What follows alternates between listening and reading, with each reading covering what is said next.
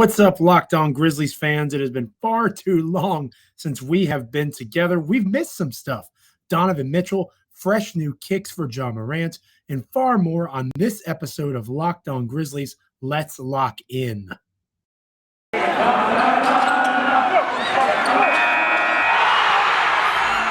Locked On Grizzlies, your daily Memphis Grizzlies podcast, part of the Locked On Podcast Network, your team every day.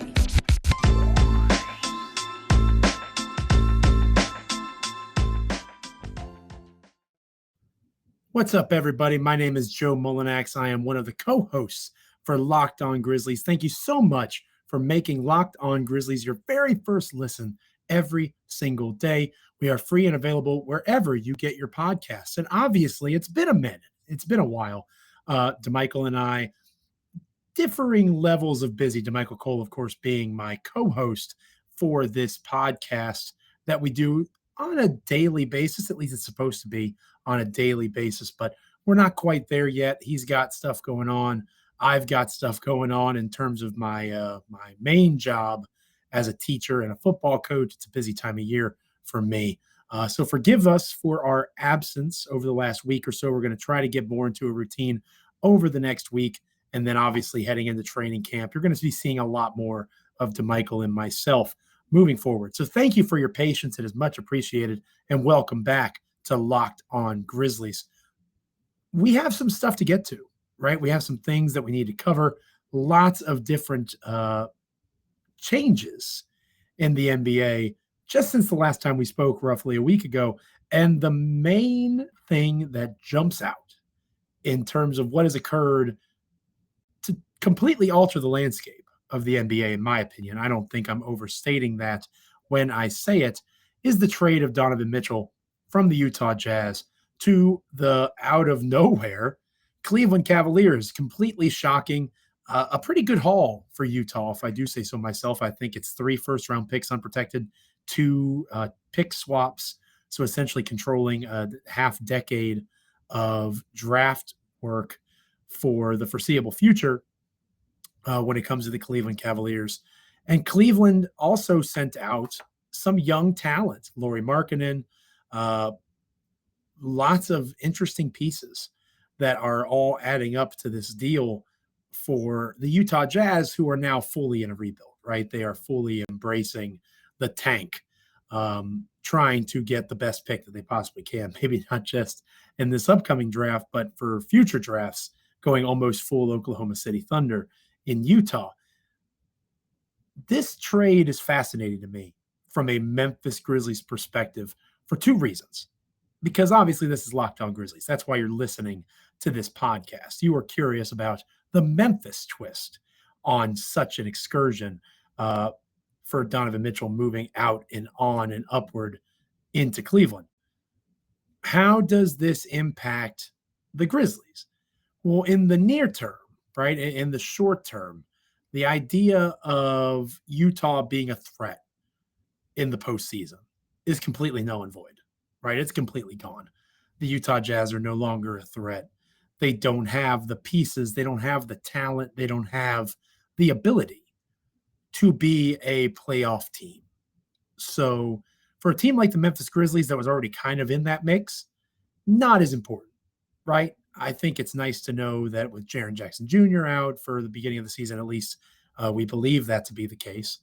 With all the uncertainty surrounding that particular aspect, to have the knowledge that a team like the Utah Jazz, who has been a mainstay in the Western Conference playoff picture for the last few years, one of the best teams just 2 seasons ago, the one that knocked out the Memphis Grizzlies in that first round series after Memphis won the play-in tournament, for the Grizzlies to now be past them, it's reassuring, at least for me. Maybe it shouldn't be. Maybe I shouldn't care about what the Utah Jazz are doing, but it's nice to know that there's at least one playoff spot that's for sure going to be open.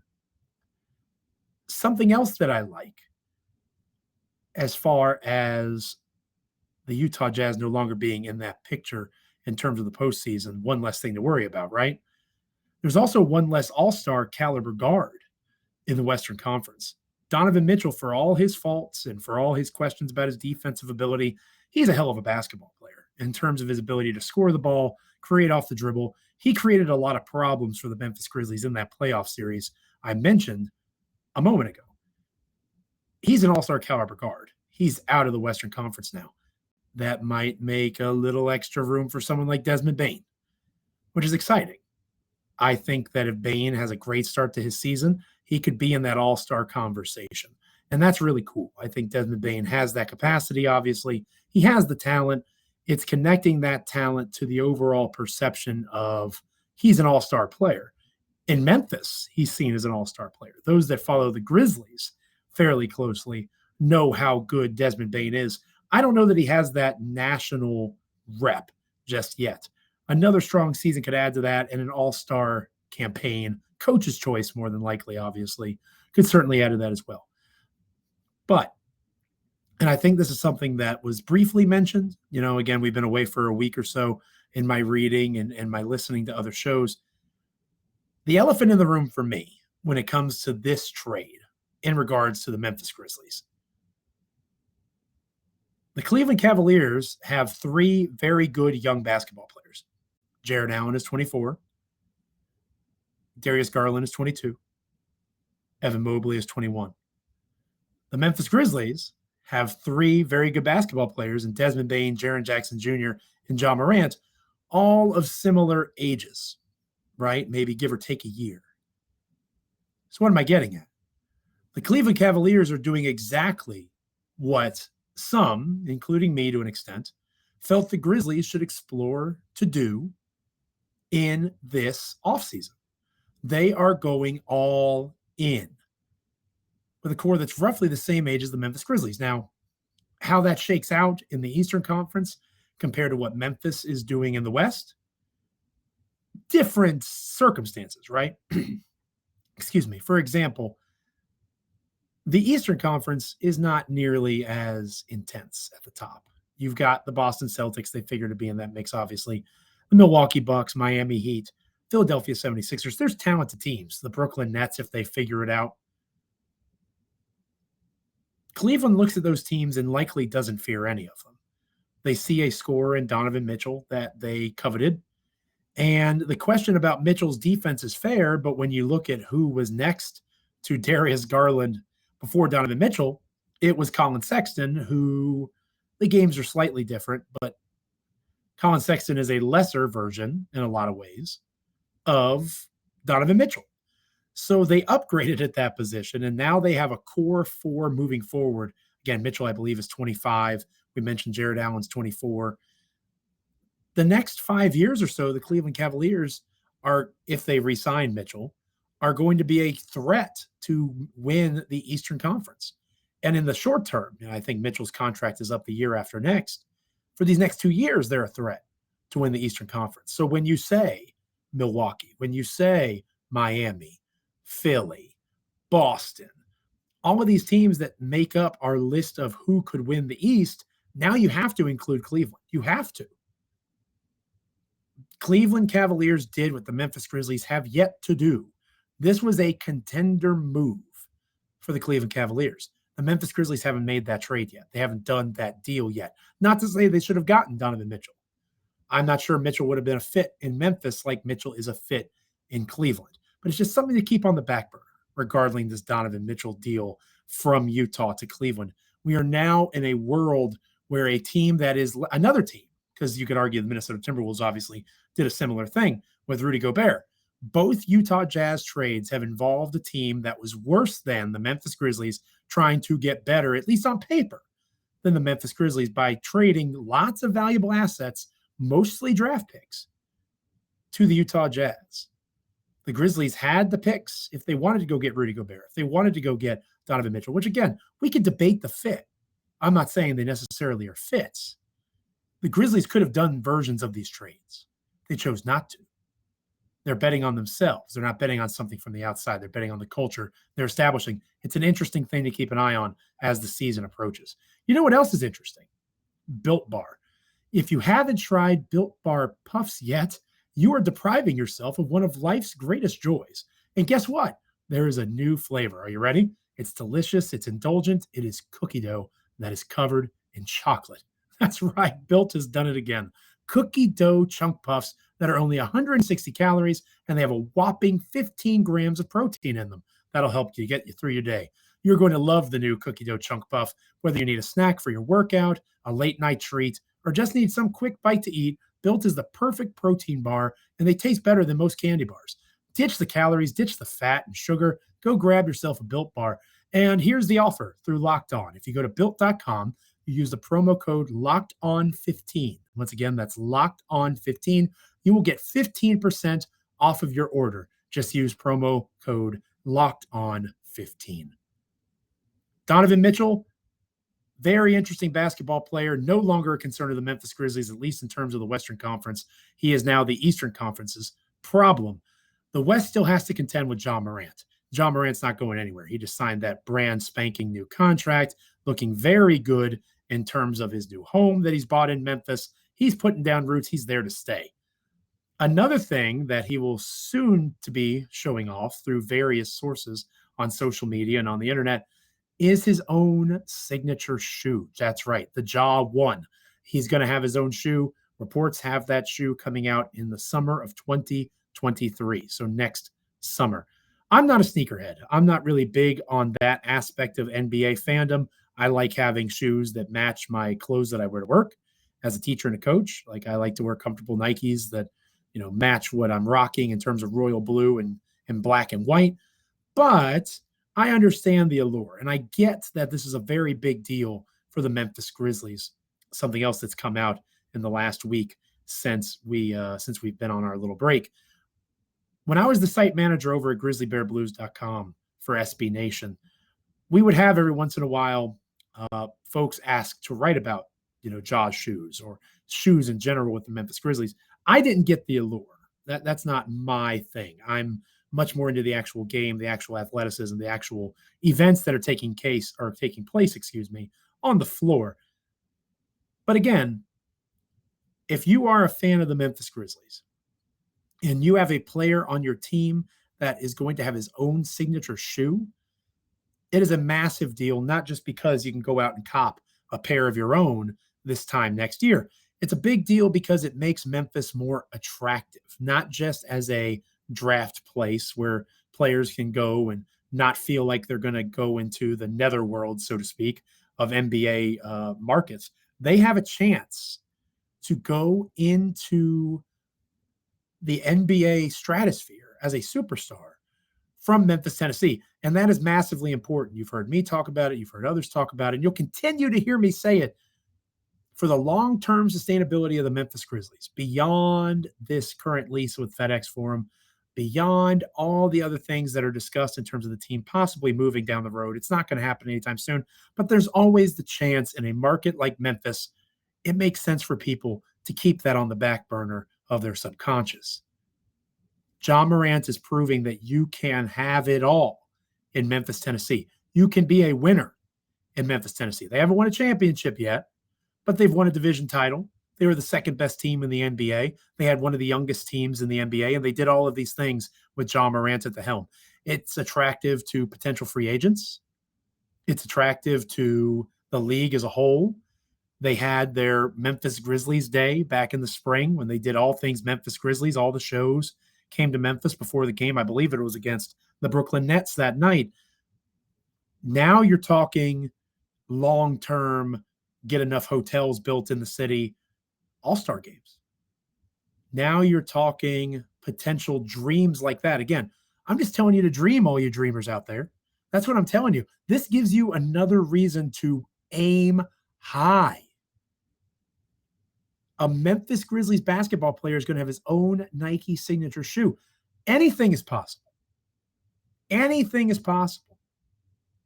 So while it might take a lot more infrastructure being built in the city of Memphis, it may take more hotels being established, more of those sorts of things. Ja Morant, just in his short time, his 3 years with the Memphis Grizzlies, has made what seemed impossible very possible. He has taken his throne as one of the great Grizzlies of all time, and he's still technically on his rookie contract. This guy is remarkable in that way, and he's showing future players that may or may not become Memphis Grizzlies, whether it's via free agency, whether it's through the draft, that you can have it all in Memphis. You don't have to forego being a national star. You don't have to let go of your dreams of being a brand. Ja Morant is establishing a very strong brand in the Memphis area through his partnership with Nike and other advertisers. It doesn't have to be in New York. It doesn't have to be a coastal thing. It can happen right there in the South. And that is very important. And it's not just important nationally, it's important regionally. The Grizzlies are still a young franchise in the Memphis market. Depending on who you talk to in Memphis, the Memphis Tigers still reign supreme. Penny Hardaway and his squad looking to have a pretty strong season with a bunch of experienced guys hoping to make a push back into the Sweet 16 of the NCAA tournament. If that happens, you're going to have lots of folks in Memphis, regardless of what the Grizzlies do, much more excited about that. So in some sense, the Memphis market is still very much a Tiger town. The more and more that Ja Morant can continue to get through to the core four fan like me that jumped on board back in 2011, keep us around and develop, I talked about it when I was at GBB, generational fandom, something that young franchises don't have because they simply haven't existed that long, right? The idea of my kids, my 7-year-old, my 4-year-old, my 1-year-old, becoming Grizzlies fans and being Grizzlies fans long after I die. That's the only kind of support that comes from generational fandom. I am a fan because my dad was a fan. I still support the god-awful Washington Commanders because my grandfathers were fans. My father is a fan. My brother is a fan. It is a family tie and connection and tradition, something that is really hard to break. I've tried numerous times with the Commanders. I just can't quit them. I think about Grandpa Gene. I think about Grandpa Pete. I think about my dad. It's a connection to them through that franchise. That is when you have fans, not just for one life, but for multiple lifetimes. The Grizzlies are close to that. The core four established some of that emotional connection. Now, if Ja Morant can continue to build upon that with this era of Grizzlies basketball, it's going to be an even higher limit because the net is going to be so much wider that you can cast. The regional footprint gets wider. The national footprint, which the core four was never able really to get over the hump of. That was not their forte. That was not their space. They were much more Memphis-centric and kind of a dirty, dark pleasure of those that watched NBA League Pass at night. They were the ones from the national ranks that loved watching the Grizzlies in the grit and grind era. This is different. Ja Morant is a bona fide superstar, and he makes things possible for Memphis and the Grizzlies that never, ever were possible before. You don't need to leave. You don't have to go somewhere else. You can be a superstar in Memphis. And Ja Morant is lined up to have a really hot start. I know DeMichael and I have talked about this recently in our conversations and our season preview stuff leading up to the start of training camp. We're going to talk more about it. Ja Morant should be an early favorite for the MVP award. And I think that at some point, he will be one of the lead favorites for the MVP. Doesn't mean he'll finish the season with the award, mind you. But it does mean that because of the quick start, 20 games into the season against teams that weren't as good last season, obviously that doesn't carry as much weight going into a new campaign. But still, in theory, the schedule is light to start. Jaren Jackson Jr. will not be there. Ja Morant will be taking on more responsibility as a scorer, more responsibility in the half court in particular. Him averaging 30 points, 8+ assists, doing it efficiently, not outside of the realm of possibility, and you're talking about him as an early season favorite for the MVP. You do that, and again, the shoes, the advertisements nationally, they're just going to keep going up and up for Ja Morant. When we come back, we're going to finish up this episode touching on something else that maybe you even have missed during your summer Labor Day kind of mini vacay. Another schedule was let out for the Memphis Grizzlies organization that has a direct impact on the Grizzlies, of course, and one pseudo-Grizzly in particular. We'll talk more about that after the break.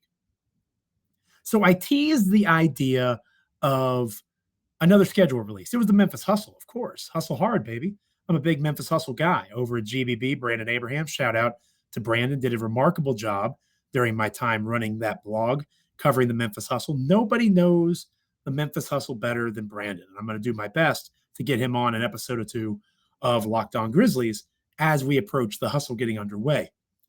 One of the most interesting things about this Memphis Hustle schedule wasn't necessarily the games, the Showcase Cup schedule being extended, so the regular season being shrunk.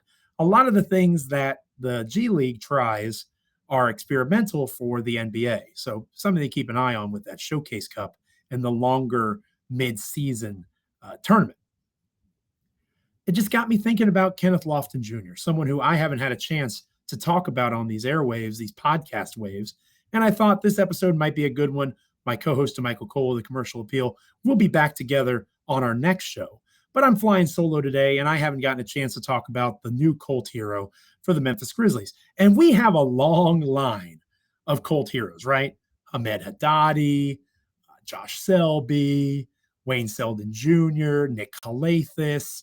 The list goes on and on. Most recently, it's John Conchar, right? Getting jitty with it. Everybody loves to get jitty and buys the hoodies and all those sorts of things. Kenneth Lofton Jr. is the flavor of this month.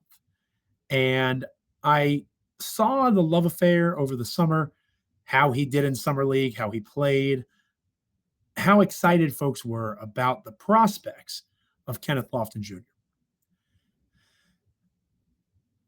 I'm not going to be a Debbie Downer on the kid because I think that he does a lot of things well in terms of what makes Memphis basketball fun, right? The idea of a Zebo-esque, Zach Randolph-esque guy that can get down on the block, get you a bucket, score in a variety of ways with his back to the basket, with his front facing the basket, different types of dribble moves, different ways. He even hit a few threes in Summer League. He was strong on the boards, going all the way back to his time in college.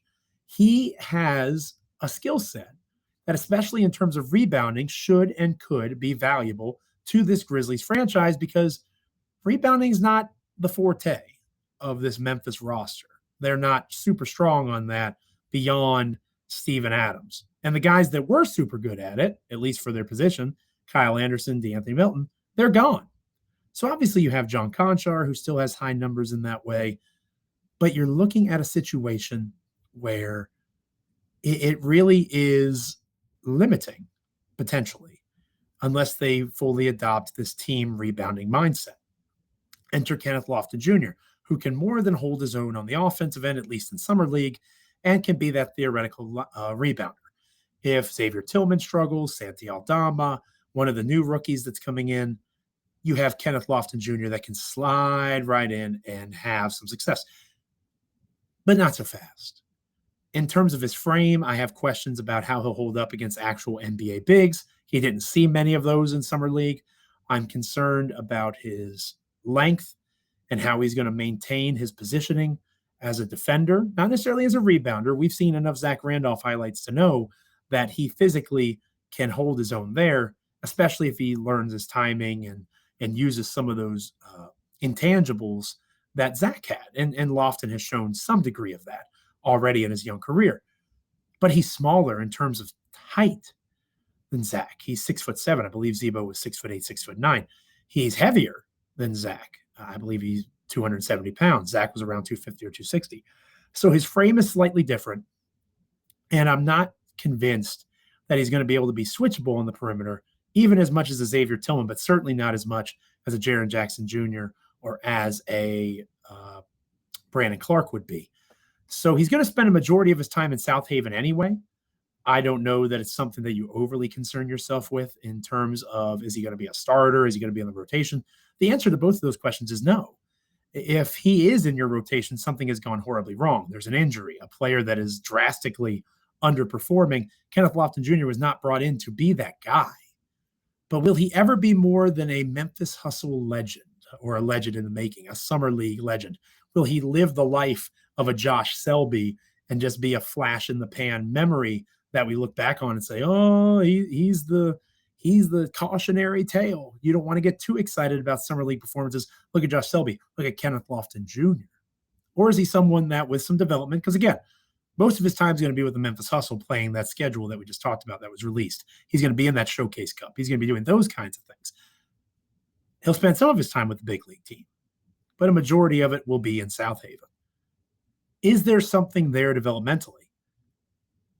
Yes and no, right? And I think that it's not great to try to limit him in that way because people do that to Desmond Bane. People do that to Brandon Clark. But those guys were first-round draft picks. Kenneth Lofton Jr. was way further down the totem pole in terms of being a prospect. So I still have questions about Kenneth Lofton Jr. And the good news is he's going to have opportunities to answer them there in the G League. If he can hang in those G League games, if he can be a stout defender, if he can show some switchability on the perimeter, if he has the capacity to expand his game and not just be a bully on the block, there might be something there. Just because you're 6'7" doesn't mean you can't be a big in the NBA. Plenty of guys have discredited that. But it does put you at a disadvantage. There's no denying that truth to playing in the NBA at this stage of the game. He has to continue to develop his game. The good news is the Memphis Grizzlies don't need him right now. He can certainly be that guy down in South Haven and get every opportunity to help lead that organization as they make their push for the Showcase Cup and beyond. This has been fun. Thanks again for making Locked On Grizzlies your first listen every single day. Now, for your second listen, I highly recommend that you go check out the Ultimate Pro Football Preview 2022. It's an 8-episode extravaganza to get you ready for the upcoming NFL season. The local team experts from various Locked On Podcast Network shows, plus a betting angle from Lee Sterling of Locked On Bets, all combining into one ultimate NFL preview. You got to search for Ultimate Pro Football Preview 2022 on your Odyssey app, YouTube, wherever you get your podcasts. Make sure you're making the Ultimate Pro Football Preview 2022 your second listen after Locked On Grizzlies, of course. I will be rejoined by DeMichael Cole moving forward. As I said, we're going to be more consistent. We're going to be getting you primed and ready for the start of the NBA season. The NFL gets their time right now. College football was this past weekend. Good for them. The NBA is coming, ladies and gentlemen, and I know that's why you are listening to Locked On Grizzlies. So thanks for joining me on this return episode. I'm Joe Mullinax. Looking forward to next time already. Catch you later here on Locked On Grizzlies.